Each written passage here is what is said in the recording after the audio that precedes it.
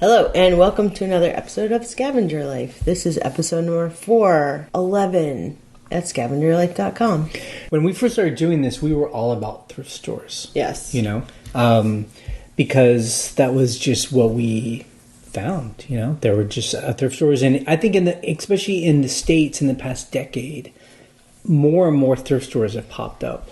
Yes. Either kind of the big, I don't want to say corporate ones, but, like Goodwill, it seems like expanding, but also, like, everyone's starting, like, little tiny junk shops and stuff. Yes. And then we got into yard sales. I remember when we met Mikey and Wendy, we were like, oh, yeah, at these, like, yard sales. And I remember there were a couple of years where, especially in the summertime, we would be waking up early on a Saturday, driving around, like with the newspaper and like a map, and it was really exciting, you know. It could be exciting. And then we got into auctions. Right. I forgot how we first went to an auction. I think I went to an auction first on my own. I think you went to an auction by yourself a long time ago. I think I stumbled into one during the daytime one time, and I was like, wow, look at all this stuff. Yeah. And then we really got into auctions for a while. I remember there were a handful of them in our area, which have since closed down. Yeah. They've all gone online. But, I make it a date night and go. And fill up the truck entirely. Yeah. And I think, and so it's all about doing these different moods. I mean, we still do all of those things now. We still go to thrift stores, auctions, and all that. It's just, I feel like there's different little adventures where it makes it fun. Right. And now, for me personally, I am so into flea markets. Flea markets or certain flea market that you like to go to? I like flea markets in general. Yeah. But it's hard to find the ones that are good. Yeah. And there's, so like today I went to a flea market. Yeah. It's been my thing. I think for some reason I go alone. I don't think you're as into it. But today I had something to do at like 4 a.m. I had to drive a relative, my sister, to the airport. So I didn't know you were going, and I wasn't going to go. But that's not to say I won't ever go. Sure. But I want you to go if you want to, whether I'm going or not. Yep. It's like, just go. If I want to do something else, just go. That should be like that's like the metaphor for our relationship. Right. If you want to do something, just do it. And we've talked about this before, like at flea markets, we look at things in different ways. So I'm faster, you're slower. So even if we go together, we're kind of working. Yeah, well, no, there are times where I go faster than you because I'm like junk, and you're like talking to them and looking at this one thing and like, I'm moving, I'm going. So today I went and it was just as good as I was hoping. Good. So exciting. Yeah. A lot of guys selling junk, which I love. Sure. Tables. Yeah, junky tables. That's what you want because that's where the treasure is. Yeah, piles of stuff. There are no prices. Yeah.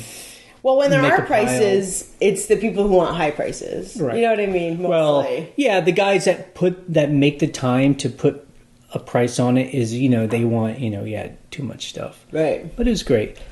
There was one table, because most people at these things, flea market people, they're like over 50 and into their 60s. Who are selling, I find, Yeah.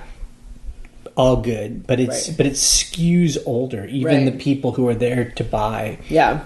But there's one table where there was like a young couple, probably in their, I don't know, late teens, early 20s. Wow, so really young. Yeah. And they actually had a table, but they didn't really have a whole lot of stuff. They might have had 30 things on the table, which is not very much. I mean, and it was really their own stuff. Tennis shoes. Yeah, they were yard sailing it. He had like a MacBook Air, which is in this place. If you knew this place, you'd be like, what? It's like Are you really alien. Sell that it's here? Like alien technology. How much did he want? Did you ask him? He wanted $450. I wonder how old it was. He said it was a year old. Oh, come on! He said he paid $1,000 for it. Yeah, I don't know. You're like, maybe you stole it. I don't know. But it was interesting. I was going through his stuff, and yeah, he wanted like $20 for a pair of shoes. And, he's like, you're in the wrong venue, honey. $60 for it. And, and he wanted $400 something for this computer. Why aren't they selling on eBay?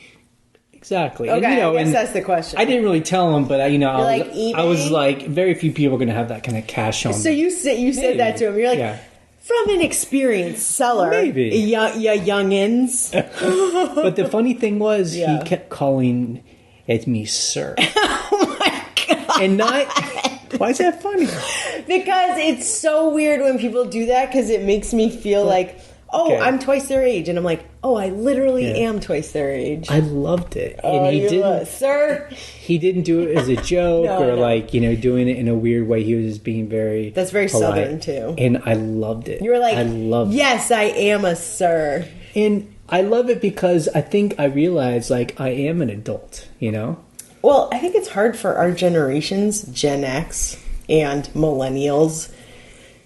It's just because, look, it's not like we went into the workforce when we were 18. Right. It's Well, I think every human being goes through that time when you realize it's your, You're your parents' age when they had you. Or, basically. It's not so much about age, it's about, like, I've realized, like, I've kind of figured it out. The two of us have figured it out. Well, figured it out as much as you feel you need to for your life. We figured out a way to live, right, for this specific time in human history. You know?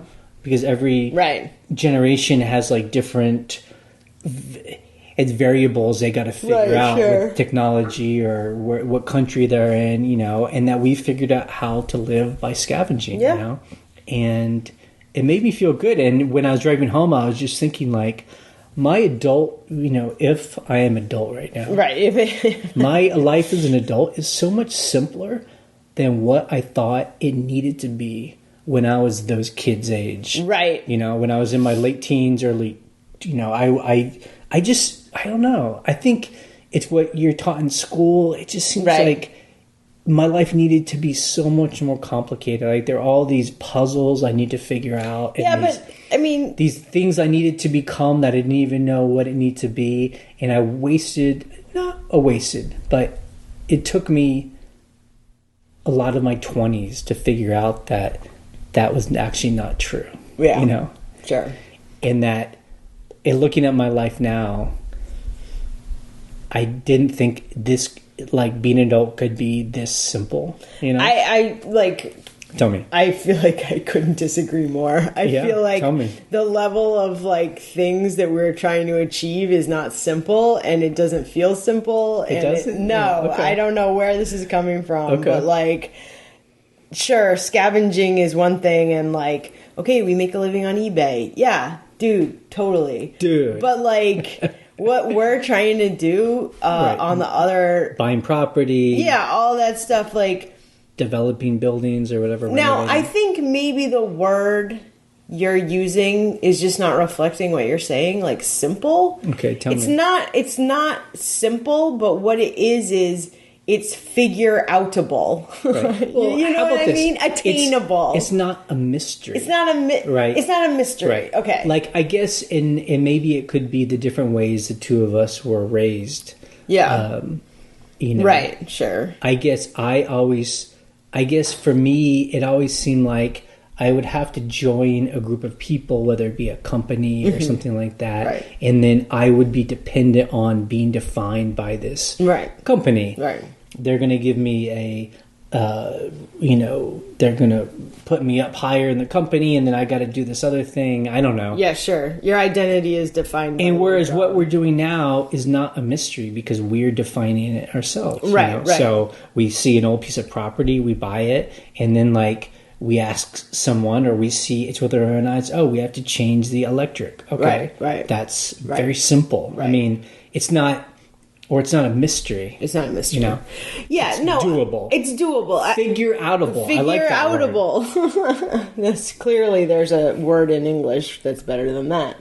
But, I don't think these things are simple. I think they're complicated and they're stressful, but sometimes, but they're attainable by just people like us. Yep. Like, I'm not some kind of genius here. Exactly. And I guess I would be surprised if we went back in time and told my teenage self that I would be as happy and confident as I am now, walking around buying little trinkets and then selling it. Right, totally. And that I would have as much money as we have. I know. It's not a whole lot, but it's super comfortable. Yes, I would be so surprised. You'd be like, what? What? Like, And you'd be like this, Sir. I have to question your sanity. Can you move on, please, from my table? If you're from the future, okay. This guy's from the future. You're like... No, I am. You go back to 1988. Buy Apple stock. But now, quick. Yeah. You don't know who Steve Jobs is, do you? Yeah. Microsoft. Yeah. He was alive when I was a teenager. Yeah, but Steve Jobs, like, if I went up to a teenager in 1988 and was like, Steve Jobs, right? They'd be like, well, who are you? Yeah. Are you from the future? Look. Yeah. These are Ryan, I'm just sharing with you. This is a therapy session, essentially. I'm sharing with you the things that I think about and the things that I experience. When isn't our podcast a therapy session? Really? Oh my gosh. You think that's therapy? I'm not working out any problems. I'm just sharing with you... your delights, your life delight. Yeah, like things that I think about. Look, I had my sister came down and hung out with us, and it was cool because she's trying to kind of make her life... she just left a job that she had for a really long time, and she's seen how we live. I think you're playing this long con with her. I am. Absolutely. And it's been going on. It's been going on for like a decade now. It's like a long con. We push the meter over by like a degree every time I see her. You have a vision for her life. Yeah, and absolutely. Slowly trying to develop her into a scavenger, basically. A scavenger and an independent worker and a property developer, because I know she has those passions. Get her to move to the country. Yeah, I'm just like every time I see her, I'm like, I move the needle by a degree. Just a little bit. And she's, and I see the needle is moving more towards... But the question is, why? Why does it matter that other people live like we live? That's my therapy question. Yeah. Why does it matter? I guess, I guess because we love it so much. We love our lives, and this is exactly what you were just saying. It's why we do this podcast. Yeah. Why do we even do this podcast? Right. Except for not to make money. Because we love to. It's because we want to connect with people. We find some peace and enjoyment in this way of life, and it's kind of unbelievable. We want to share it. And we've seen over the years that there are other people that come to these same conclusions totally independently on their own. And then they find this podcast and it just feels nice to talk to each other. Well, look, your sister is just a very close connection. Right. And, she's seen us do things and she's like, I would like to own a house someday. Yeah. And we're like, this is how we did it. And I hate to work for people. Right, exactly. Yep. So, anyway. Okay. What is... Oh, a couple things on eBay. Number one, we personally didn't talk about this. I saw that eBay now has two-factor authentication. It's funny, though. I saw that email, and then, of course, I was on Reddit, and I subscribed to the eBay subreddit. And people were like, the two-factor authentication isn't working, so don't turn it on yet. So it was like, I got that email, and I looked on Reddit. And for anyone that doesn't know it's what that is, it's just a... it's a fairly tried and true, and kind of a recent past decade way to protect any kind of online account. If someone tries to sign in on your account that's not you, it's like... Not only do you have to have a password, it also sends a message to your phone, and then it gives you a code that you have to enter. So if for some reason someone stole your password, they would also have to steal your phone. Although what would be weird is... if someone stole your phone and is trying to sign into your mobile app and they're holding your phone, aren't they going to get the code like right then? I don't know. That's a good question. I mean, I guess that's true for any app on your phone. Yeah. But I haven't turned it on yet, and I'm surprised it took them this long to implement it. You're like, this is... I know that PayPal has had two-factor authentication PayPal has for a had while. it for a while, and Amazon and Google, whatever, they've had it forever. Anyway. Okay, well, that's interesting. I hope it works soon. I haven't tried it, so. That's my eBay news. Bump, bump, bump, news. Okay, gut reaction to the week. Just medium to slow. Not a number. Medium to slow. Okay, the correct answer is slow. The needle's on slow. Not even medium. God. So we have been traveling all of last week, and then this week we were actually gone for several days. Your sister was here. So really, we haven't really done much eBay over the past several weeks. Right. I've been listing, look, because we've been traveling. We were in New York, and then we were doing some other stuff around here. I have been listing on my, weird downtimes. True. So, although our handling time has been... It's always hard to say because I know we have traveled before with, long handling time. And it didn't matter. And we've done very well. Yeah. So it's hard to always say what the problem is. So what we did was, this week, we made about $1,000. And I say about to make myself feel good. The exact number was $945.23. $1,000 is what gross is what we need in a week. So it's just we're barely doing it. But that's the way it is. The good thing is, today alone, we've had $300 in sales. So maybe this week will be the, Well, we would have had double that. And we're going to talk about that in customer issues. I mean, the big thing for us the past several weeks that I've noticed is we just have been having lots of low dollar sales. So we sold 28 items. That's it. Which is half the items we often sell. 13 of those. So about half were under $30. We're $20. Oh man! Yesterday we sold 3 things, and 3 of them in a row were $12.99, $12.99, $12.99. I'm like, what? How? Why do I even have this in my store? Seriously. So again, it's just one of those things where when we don't have those weeks where we have a handful of items that sell for several $100s. You're just okay, well, we sold 28 things for $12.99. Yeah, I mean, I'm like, wow, I'm surprised we even made, $945. Yeah, it's really sad. It is what it is. Things we sold. We sold, these vintage Steins or mugs. Yes, that was this week. That feels like a month ago. It really does. Yeah. We sold those for $200. Right. So they were Steins. They were this very particular 1970s pottery Steins. Yep. It's called something. Puppy mix. Something like that. And then, so the person gave me $100 offer on those. And then they gave me $100 offer on a matching cruette set with a salt and pepper shaker on this Lazy Susan thing. And I was like, yes, it makes $200. Me so happy to sell. We bought that whole set. On the shelf where those were, did it put a big hole in the shelf? Oh, it makes me feel so good to see the hole on the shelf. I will tell you this. That person was in California. That's across the country from us. I was like, oh my God, I got to ship this big. I triple box that stuff. I was like, wrap it, box them all together, and then put them in a box. This stuff is not breaking. Cross my fingers. Yeah. So, what else did we sell? I mean, then just a bunch of pair of pants, junk that's $12. Couple hats, a remote control. Yeah. A pillow for $12.99. That pillow is cute. Oh my God. It's just anyway. So that's just how it is. What can you do? You have no control. Scavenge of the week. Well, you just scavenged to the. I went to the flea market. I spent $40, so that's how Not much bad. I gave. That was your contribution. My budget. And was that all you had, or you had more? That's all I had. You really only had $40. Yep. So you were like, this is how much I'm spending. This is all the money I have in my pocket. Right. You're not Yep. And that included a breakfast sandwich that I bought.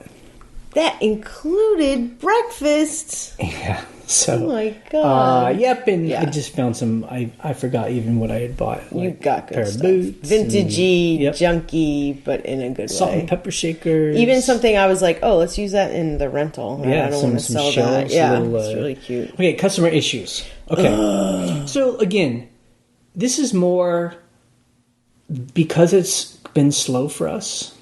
This stuff is more painful.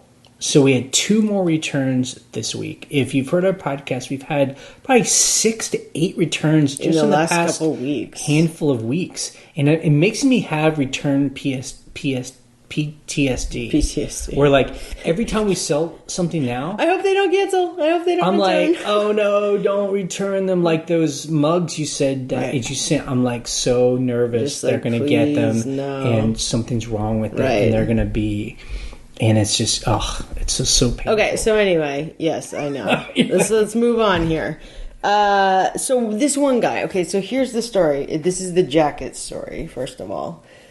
He wants this jacket. He gives me an offer. I say yes. He never pays. He never contacts us. I close the case. I relist it. He wants it again. He opens a case. Have no idea how he was able to open a case that says item not received.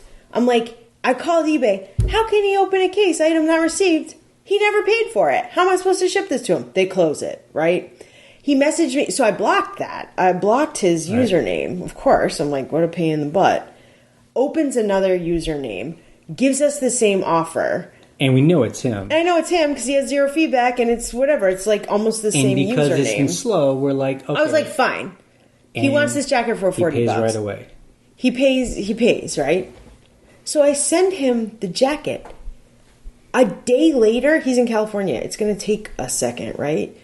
A day later, he opens up a case, item not received. I actually don't know how he was able to open that because I'm like, right, whatever. It's not enough time. And so I put the tracking in, and then the second he receives it in the mail, opens an item not described.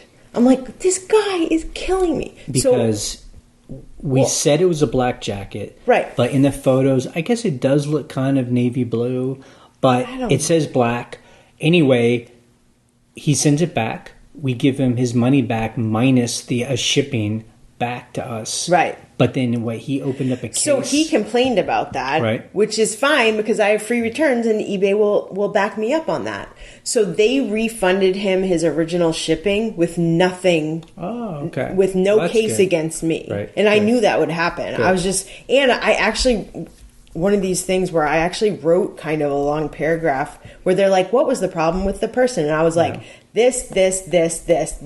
Right. You can see it all. Right. This is a problem buyer, so. You can tell this really gets Ryan's. You're just like, why did I sell it to you a second time? But to us, the issue is like, we always talk about it. The little nitpicky, weird buyers are the ones that always cause the biggest problem. And if we weren't hungry for sales...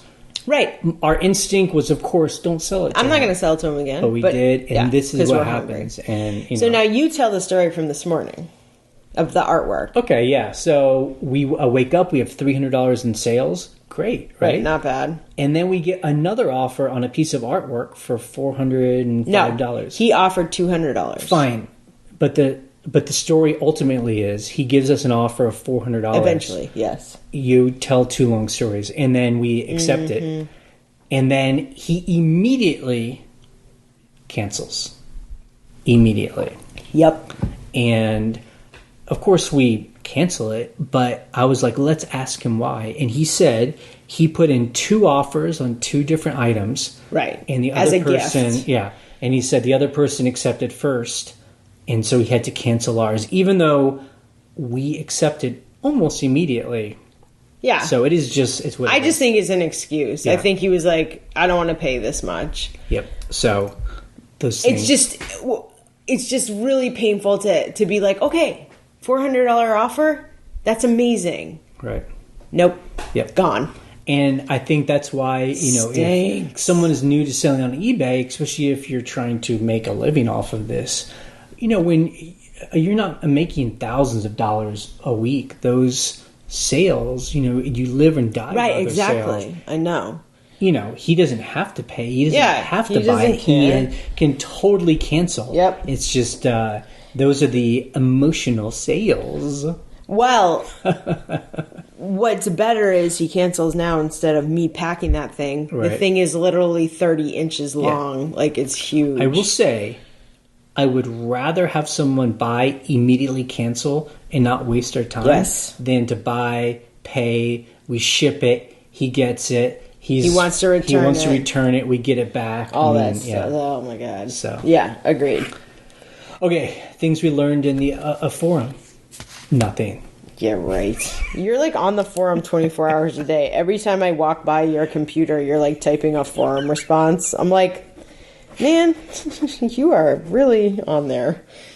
Well, when people, talk about things, I'm right there with them. Yes, you are. But we didn't really talk about anything that I wrote down, so...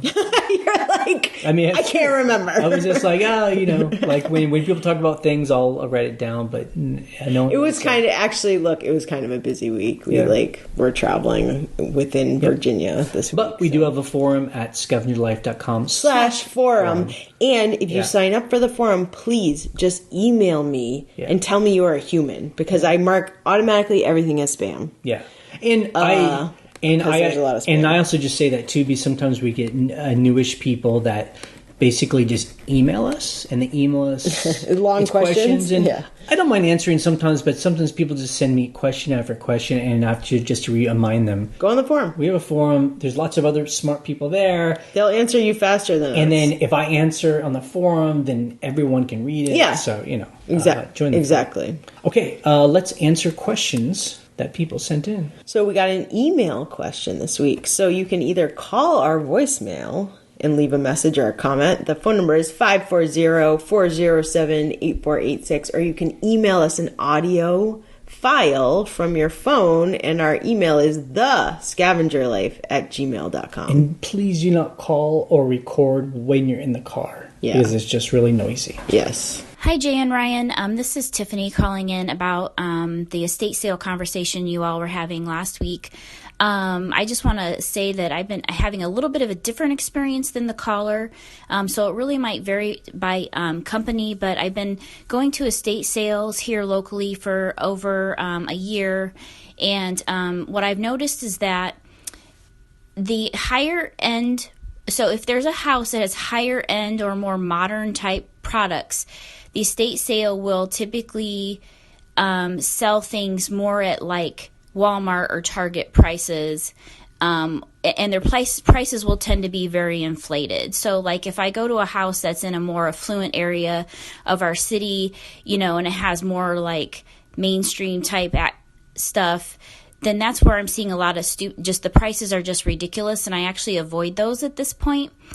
What I'm really looking for in a estate sale, though, is a house that is so packed with old vintage items that the estate sale employees are basically, it's impossible for them to really like research all the items and to really kind of understand the value of them. And so I just basically leverage their, I don't want to say laziness, but for lack of a better word. But so what I've been finding is if I go to a really packed house that's got a lot of vintage stuff that they just don't have time to price, and so maybe they price the furniture in the house, but they're all these other things they're not pricing, that's where I get my really good deals, because what I'll do is I'll pull together a bag of stuff that I've probably done a little bit of research beforehand based on photos that they've listed online.